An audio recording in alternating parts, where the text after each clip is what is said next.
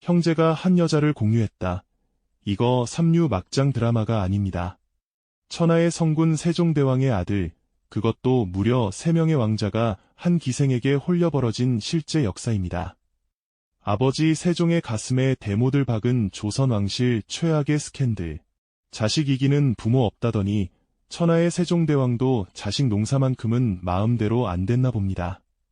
금쪽 같은 왕자님 셋이 기생 한 명을 두고 서로 차지하려 했다는 충격적인 사실. 도대체 어떤 여인이길래 세종대왕의 아들을 셋이나 치마폭에 감추고 놀았을까요? 장희빈 절이 가라 할 정도의 조선 최고의 요물, 기생 초요갱을 아십니까? 세종대왕마저 두 손 두 발 다 들게 만들고 조선왕실을 발칵 뒤집어 놓은 세종의 세 아들과 기생 초요갱에 금지된 사랑 이야기를 본격적으로 시작해 보겠습니다. 우리가 몰랐던 조선왕들의 발자취를 알아보는 채널, 조선왕 발자국. 마음에 드시면 구독과 좋아요 부탁드립니다. 이야기의 중심에는 초요갱이라는 이름의 기생이 있습니다. 당시 한양의 네로라하는 풍류객과 고관대작이라면 그 이름을 모르는 이가 없었을 정도로 그녀는 당대 최고의 기생으로 명성이 자자했습니다. 그녀가 머무는 곳은 언제나 수준 높은 시와 음악이 강물처럼 넘쳐 흘렀고 단순한 미모를 넘어 사람의 마음을 꿰뚫어보는 듯한 지성과 범접할 수 없는 품격까지 갖춘 특별한 여인이었죠. 초요갱의 신비로운 매력과 빼어난 재능에 대한 소문은 딱딱한 궁궐의 높은 담장을 넘어 엄격한 규율과 정해진 운명이라는 황금빛 세장 속에 갇혀 살던 젊은 왕자들의 귀에까지 흘러들어갔습니다. 모든 것이 완벽하게 통제된 삶 속에서 그녀의 자유로운 예술가적 기질과 거침없는 매력은 어쩌면 그들이 단 한 번도 경험해보지 못한 미지의 세계이자 짜릿하고 위험한 일탈의 상징처럼 느껴졌을지도 모릅니다.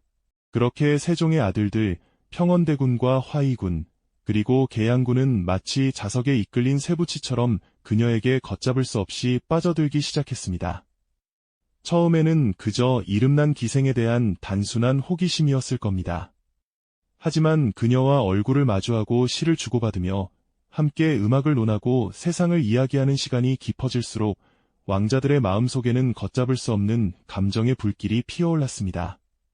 문제는 이들의 만남이 결코 세상에 드러나서는 안 되는 왕실의 법도에 정면으로 맞서는 비밀스러운 관계였다는 점입니다. 한밤중 모두가 잠든 시간을 틈타 왕자의 신분을 감춘 채 그녀를 찾아가는 발걸음은 매 순간이 아슬아슬한 뇌줄타기나 마찬가지였습니다. 행여나 이 사실이 발각되는 날에는 왕실의 권위는 땅에 떨어지고 자신들의 운명 또한 예측할 수 없는 나락으로 곤두박질 칠 것이 너무나도 자명했기 때문입니다. 그럼에도 불구하고 이 치명적인 위험을 알면서도 멈출 수가 없었던 이들의 관계는 점점 더 깊고 은밀한 곳으로 향하고 있었습니다. 낮에는 세상의 모든 것을 다 가진 듯 근엄한 왕자로, 밤에는 금지된 사랑에 애태우는 한 남자로 살아가야 했던 그들의 이중생활은 아슬아슬한 긴장감 속에서 계속되었죠. 어두운 방 안에서 희미한 등불의 의지에 나누는 미러, 서로의 눈빛 속에 담긴 애틋함과 불안감은 이 금지된 사랑을 더욱 헤어나올 수 없는 덫으로 만들고 있었습니다. 하지만 3명의 왕자가 한 여인을 향해 던진 마음의 무게는 제각기 달랐습니다.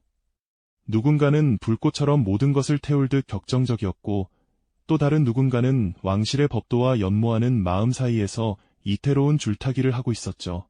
문제는 이들의 비밀스러운 만남이 거듭될수록 각자의 욕망이 미묘하게 엇갈리며 그들 사이에 보이지 않는 균열과 질투의 감정까지 싹트기 시작했다는 점입니다. 초요갱을 사이에 둔 형제들의 아슬아슬한 관계는 한치 앞을 내다볼 수 없는 안개 속 같았습니다. 서로가 서로에게 가장 위험한 경쟁자이자 동시에 이 비밀을 지켜줄 유일한 공범이 되어버린 셈이었으니까요. 그러나 영원한 비밀은 없는 법이죠. 궁궐의 밤이 깊어갈수록 왕자들의 잦은 외출과 어딘가 들뜬 듯한 모습은 예리한 신하들의 눈을 피할 수 없었습니다. 처음에는 그저 뜬 소문으로 시작되었습니다.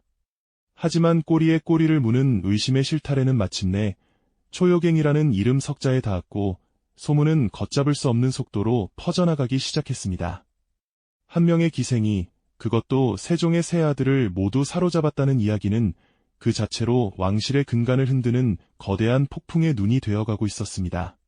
그리고 마침내 그 폭풍은 용상에 앉은 아버지 세종의 귀에까지 흘러 들어가고야 맙니다. 떨리는 목소리로 고하는 신하의 보고를 듣는 순간 성군이라 불렸던 왕의 얼굴에서 모든 표정이 사라졌습니다. 처음에는 믿을 수 없다는 듯한 침묵이 흘렀고 이내 그 침묵은 감히 상상할 수 없는 깊은 실망감과 타오르는 진노로 바뀌었습니다. 이는 단순한 아들들의 연애담이 아니었기 때문입니다. 왕실의 권위와 존엄을 바닥에 떨어뜨린 용서받을 수 없는 기강해이 사건이자 한 나라의 기틀을 바로 세워야 할 군주로서 결코 묵과할 수 없는 일이었던 거죠. 그 순간 세종은 자애로운 아버지가 아닌 나라의 법도를 집행해야 하는 냉철한 군주가 되어야만 했습니다. 그의 고뇌는 하늘을 찌를 듯 깊었지만 결정은 단호해야만 했습니다. 궁궐은 얼음장처럼 차갑게 얼어붙었습니다. 왕의 분노는 곧 하늘의 분노와도 같았고 관련자들을 모두 잡아들이라는 어명이 떨어지자 걷잡을 수 없는 피바람이 예고되었습니다. 화려했던 연애는 끝났고 이제 남은 것은 서슬퍼런 추국과 혹독한 대가뿐이었습니다. 그토록 뜨거웠던 사랑의 미련은 이제 차가운 옥사에서 자신의 죄를 증명하는 증거가 될 운명에 처한 것이죠. 왕자들은 속수무책으로 끌려왔고 한양을 매혹시켰던 기생 초요갱 역시 국법의 심판대 위에 서게 됩니다. 그녀의 아름다움도 왕자들의 높은 신분도 서리빨 같은 왕명 앞에서는 아무런 소용이 없었습니다. 세종은 자신의 손으로 아들들을 벌해야 하는 아버지의 비통함과 왕실의 기강을 바로 세워야 하는 군주의 책무 사이에서 찢어지는 듯한 고통을 느꼈을 겁니다. 이 사건은 단순히 세 왕자와 한 기생의 스캔들로 끝나는 것이 아니었습니다. 완벽해 보였던 세종의 치세에 지울 수 없는 흠집을 남긴 왕실 최대의 스캔들로 역사에 기록될 일이었으니까요. 이제 모든 시선은 세종의 입으로 향했습니다. 과연 그는 사랑의 눈이 먼 아들들과 이 모든 사건의 중심에 선 여인에게 어떤 철퇴를 내리게 될까요? 왕실의 존엄을 지키기 위한 그의 선택은 냉혹했고 그 결정은 새 왕자와 초요갱의 운명을 송두리째 바꿔놓는 비극의 서막을 열게 됩니다. 사랑이라는 이름 아래 시작되었던 위험한 불장난의 끝은 결국 모두의 파멸이었습니다. 이제 그 누구도 예전으로 돌아갈 수 없는, 돌이킬 수 없는 강을 건너고 만 것입니다. 아무리 단단한 성벽이라도 아주 작은 균열 하나가 모든 것을 무너뜨리는 법이죠. 왕자들의 위험한 사랑 역시 영원히 감춰질 수는 없는 비밀이었습니다. 그들의 은밀한 만남이 남긴 흔적들은 어느새 흉흉한 소문이 되어 궁궐의 가장 어둡고 서늘한 구석에서부터 뱀처럼 스멀스멀 기어나오기 시작했습니다. 문제는 그 소문이 실체가 누구의 입을 통해 어떤 경로로 가장 높은 곳에까지 전달되었느냐 하는 점입니다. 한낱 기생과 왕자들이 버린 치정극으로 치부될 수도 있었던 이 사건은 결국 왕실의 근간을 뒤흔들 수 있는 중대한 문제로 비화되고야 맙니다. 결국 그 끔찍한 소문은 단단히 닫혀있던 어전의 문턱을 넘고 말았습니다. 조선의 그 어떤 역사서에도 기록되지 않았을 그 순간 신하의 입에서 새 아들의 이름과 기생 초요갱의 이름이 함께 흘러나왔을 때 세종의 심정은 과연 어땠을까요? 아마도 처음에는 믿을 수 없다는 듯한 불신, 그 다음에는 심장을 얼어붙게 만드는 차가운 충격, 그리고 마지막에는 모든 것을 불태워 버릴 듯한 거대한 분노가 그의 내면을 휩쓸었을 겁니다. 태평성대를 이룩한 위대한 군주의 얼굴 위로 자식의 허물 앞에서 무너져 내리는 한 아버지의 깊은 절망감이 짙게 드리워졌습니다. 그 순간 용상은 옥좌가 아니라 차가운 얼음덩이처럼 느껴졌을지도 모릅니다. 왕실의 권위와 존엄이 한순간에 진흙탕 속으로 처박히는 듯한 모멸감 속에서 세종은 결단을 내려야만 했습니다. 사사로운 부정을 끊어내고 대의를 지켜야 하는 군주의 길은 이토록 비정하고 혹독했습니다. 경로한 왕의 명령은 칼날처럼 신속하고 서리빨처럼 차가웠습니다. 당장 의금부가 움직이기 시작했고 스캔들의 중심에 있던 새 왕자와 초요갱은 속수무책으로 끌려와 차가운 신문대 앞에 무릎을 꿇어야 했습니다. 어제의 달콤했던 미련은 오늘의 처절한 비명이 되었습니다. 한때는 설렘과 욕망으로 빛나던 그들의 눈빛은 이제 공포와 체념으로 흐려져 있었죠. 사랑이라 믿었던 감정의 실체는 냉혹한 국법 앞에서 한낱 추문으로 전락했고 그들이 함께 쌓아 올렸던 위태로운 성은 순식간에 무너져 내렸습니다. 모든 것이 발각된 이상 그 무엇도 변명할 수 없었습니다. 이 끔찍한 스캔들의 전말을 자신의 눈으로 확인한 세종의 고뇌는 더욱 깊어만 갔습니다. 아들들의 목숨을 거두어 왕실의 기강을 바로 세워야 하는가, 아니면 아버지의 정으로 그들을 용서하고 역사의 오점으로 남겨야 하는가. 그는 밤새 잠 못 이루며 고통스러운 선택의 기로에 서야 했습니다. 결국 역사는 세종이 내린 냉혹한 결정을 기록하고 있습니다. 그는 아들들을 향한 아버지의 마음을 가슴 깊이 묻어버리고 오직 왕실의 미래와 나라의 안녕을 위한 군주의 길을 선택하기로 합니다. 이는 단순히 그들 몇 명을 벌하는 차원의 문제가 아니었습니다. 왕실의 존엄을 더럽힌 자는 그 누구라도 용서받을 수 없다는 강력한 선언이자 앞으로 다시는 이런 일이 반복되어서는 안 된다는 것을 펄언 경고이기도 했습니다. 이 결정으로 인해 초요갱은 물론이고 3명의 왕자 역시 각기 다른 형태의 비참한 운명을 맞이하게 됩니다. 사랑이라는 덧없는 꿈에서 깨어난 그들 앞에는 이제 혹독한 현실만이 기다리고 있었습니다. 한순간에 불같은 감정이 불러온 파국은 너무나도 거대했고 그 대가는 상상을 초월할 만큼 참혹했습니다. 과연 그들은 어떤 처벌을 받게 되었을까요? 성군이라 불렸던 아버지 세종의 분노는 실로 하늘을 찌를 듯했습니다. 왕실의 존엄을 더럽히고 국본을 흔든 아들들에게 내려진 처분은 지극히 엄중하고도 단호했죠. 한때는 아버지의 자랑이었을 왕자들은 이제 고귀한 신분을 잃고 역사의 죄인으로 기록될 운명에 처하고 만 것입니다. 세 아들 중 가장 적극적이었던 화의군과 계양군은 모든 관직과 품계를 박탈당한 채 머나먼 유배지로 쫓겨나는 신세가 되었습니다.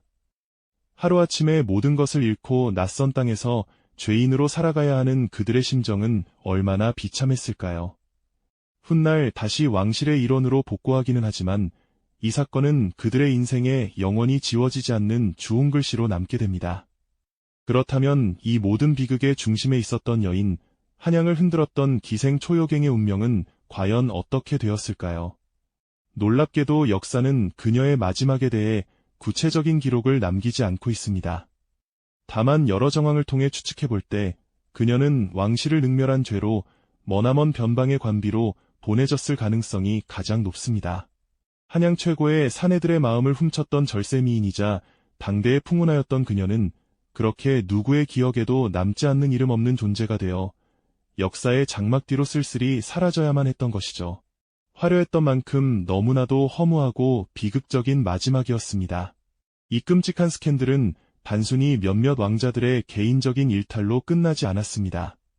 조선 최고의 성군으로 칭송받던 세종의 치세에 씻을 수 없는 오점을 남겼고 왕실의 권위와 기강이 얼마나 쉽게 흔들릴 수 있는지를 보여주는 뼈아픈 교훈이 되었죠. 완벽해 보였던 태평성대 이면에 이토록 인간적인 욕망과 금기된 사랑이 들끓고 있었다는 사실은 우리에게 역사의 또 다른 모습을 보여줍니다.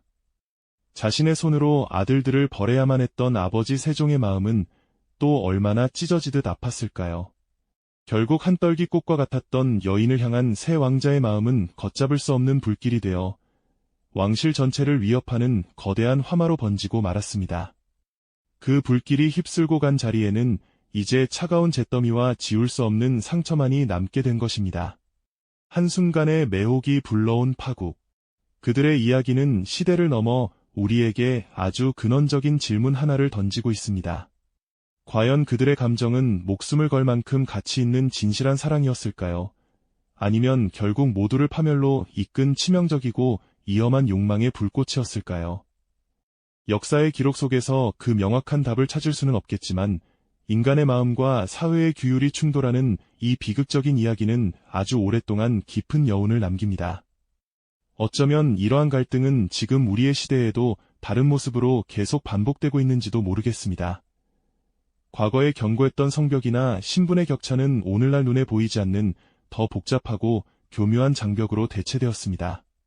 사회적 편견, 경제적 계급, 조직 내의 이해관계, 심지어는 개인이 스스로를 옭아매는 도덕적 잣대와 같은 것들이 바로 그것입니다. 예를 들어 첨단 기술의 패권을 다투는 경쟁 기업에 소속된 2명의 핵심 연구원이 서로에게 강렬한 끌림을 느꼈다고 상상해 봅시다. 그들의 만남은 단순한 개인의 감정을 넘어 기업의 사활이 걸린 기밀 유출의 위험, 배신이라는 직업적 윤리의 파괴, 그리고 동료들의 의심과 질시라는 거대한 파도와 맞서 싸워야 하는 상황으로 이어질 수 있습니다. 이들에게 사랑은 더 이상 순수한 감정의 교류가 아니라 자신의 모든 경력과 신뢰를 담보로 한 위험한 도박이 되는 것입니다. 그들의 연구실 복도와 회의실은 과거 왕궁의 비밀스러운 정원이나 밀회의 장소와 다를 바 없는 금지된 감정이 싹트는 현대적인 비극의 무대가 됩니다. 더 나아가 그들의 내면에서는 외부의 압력보다 더 치열한 전쟁이 벌어집니다.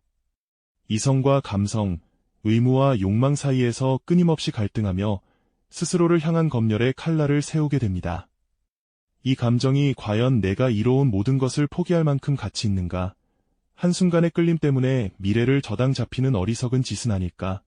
와 같은 질문들이 밤낮으로 그들을 괴롭힙니다. 사회가 약속하는 안정적인 성공과 예측 가능한 미래라는 달콤한 길을 눈앞에 두고 그들은 불확실성으로 가득한 가시밭길로 들어설 용기를 시험받게 됩니다. 이러한 내면의 고통은 외부의 어떤 처벌보다도 더 깊은 상처를 남기며 그들 자신을 스스로의 감옥에 가두는 결과를 낳기도 합니다.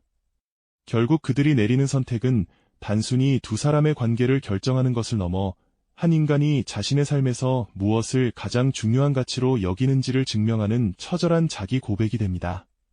현대의 비극은 더 이상 왕의 명령이나 귀족 회의의 판결로 결정되지 않습니다. 대신 소셜미디어와 익명의 대중이라는 새로운 형태의 심판대 위에 오릅니다. 그들의 이야기는 순식간에 온라인 공간으로 퍼져나가고 맥락이 제거된 채 자극적인 가십으로 소비됩니다. 디지털 세상에 한번 찍힌 낙인은 영원히 지워지지 않는 주홍 글씨가 되어 그들의 삶을 따라다닙니다. 수많은 사람들이 그들의 사랑을 진실함의 척도가 아닌 도덕성의 결여나 어리석음의 증거로 삼아 돌을 던집니다. 과거에는 소수의 권력자에게만 집중되었던 비난의 화살이 이제는 얼굴 없는 군중의 손에 쥐어져 무차별적으로 날아오는 것입니다. 이처럼 현대사회의 투명성은 때로 가장 사적이고 섬세해야 할 인간의 감정을 가장 잔인하고 폭력적인 방식으로 난도질하는 도구가 되기도 합니다. 결국 시대와 무대가 바뀌었을 뿐 인간이라는 배우가 연기하는 근원적인 갈등의 본질은 변하지 않았습니다. 사회가 정해놓은 질서의 무게와 한 개인의 마음 속에서 타오르는 불꽃의 뜨거움 사이의 영원한 줄다리기는 계속되고 있습니다. 우리는 그들의 비극적인 이야기를 통해 단지 과거의 한 사건을 목격하는 것이 아니라 우리 자신의 삶 속에 잠재된 욕망과 우리가 발딛고 선 사회의 규범 사이의 아슬아슬한 경계를 돌아보게 됩니다. 그들의 파국은 우리에게 묻습니다. 당신이라면 그 경계 위에서 어떤 선택을 할 것이며 그 선택의 결과를 온전히 감당할 수 있겠느냐고 말입니다. 그 대답은 여전히 역사 속에 그리고 바로 우리 각자의 마음 속에 남겨져 있습니다.